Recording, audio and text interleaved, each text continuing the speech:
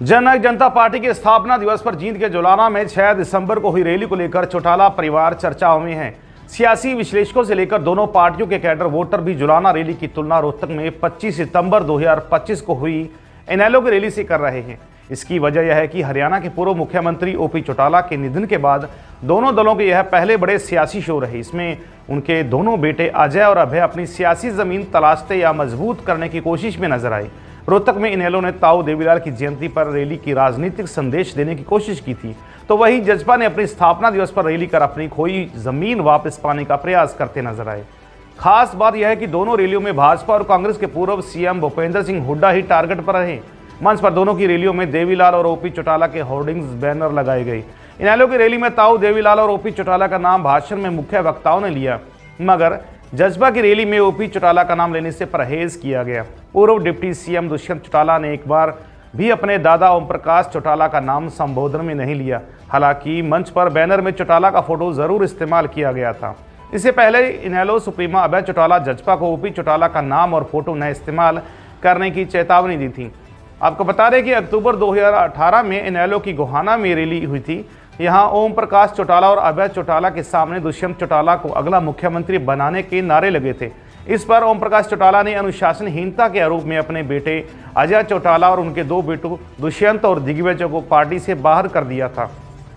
इसके बाद 2018 में INLD से अलग होकर अजय चौटाला ने जननायक जनता पार्टी बनाई थी। जजपा ने जींद के पांडु पिटारा में अपनी पहली रैली की थी। इस रैली में अजय चौटाला ने कहा था कि अभय को आज मैं इनेलो और चश्मा दोनों देता हूं। ओपी चौटाला के निधन के बाद जजपा और इनेलो की रैलियों से बड़े चेहरे गायब दिखे। इनेलो की रोहतक रैली में दावा किया था कि पुराने जनता दल और कभी थर्ड फ्रंट का हिस्सा रहे दलों के बड़े नेता रैली में शामिल होंगे, मगर रैली शामिल हुए बड़े चेहरों में पंजाब के पूर्व डिप्टी सीएम सुखबीर सिंह बादल, तेलंगाना से पूर्व सांसद कविता, लंदन से काउंसलर रोहित अहलावत, जम्मू के डिप्टी सीएम सुरेंद्र के नाम शामिल थे। चौंकाने वालों में पूर्व मंत्री प्रोफेसर संपत सिंह की मौजूदगी भी थी, जो कांग्रेस में होते हुए रैली में पहुंचे थे। इससे पहले इनेलो की पुरानी रैलियों में नीतीश कुमार, प्रकाश सिंह बादल, फारूक अब्दुल्ला सहित कई बड़े चेहरे पहुंचते थे। इसी तरह जजपा की रैली में अजय सिंह चौटाला ही बड़ा चेहरा रहे। पार्टी की ओर से पूर्व मंत्री रणजीत सिंह चौटाला को न्योता दिया गया था, लेकिन वो नहीं आए। इससे पहले दिग्विजय चौटाला ने दावा किया था कि जुलाना रैली में बड़ा सियासी धमाका हो सकता है। इनेलो ने रोहतक में सम्मान दिवस रैली पर डबल मंच बनाया था। इसी तरह जजपा ने भी ऐसा ही कुछ किया। मुख्य मंच पर चौटाला परिवार और गेस्ट बैठे, वहीं नीचे के मंच पर पदाधिकारी बैठे थे। नेताओं के भाषण दूर बैठे कार्यकर्ताओं तक स्पष्ट रूप से पहुंचाने के लिए दोनों रैलियों में बड़ी LED स्क्रीन लगाई गई।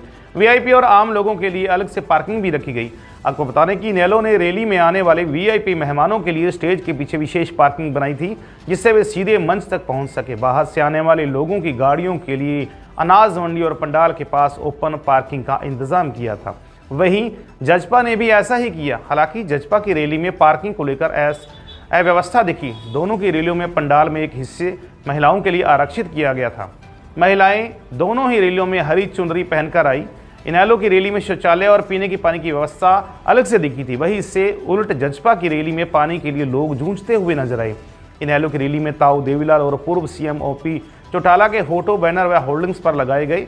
दोनों ही अपने आप को ताऊ देवीलाल का वारिस दिखाने की कोशिश जनता के सामने करते हुए नजर आए।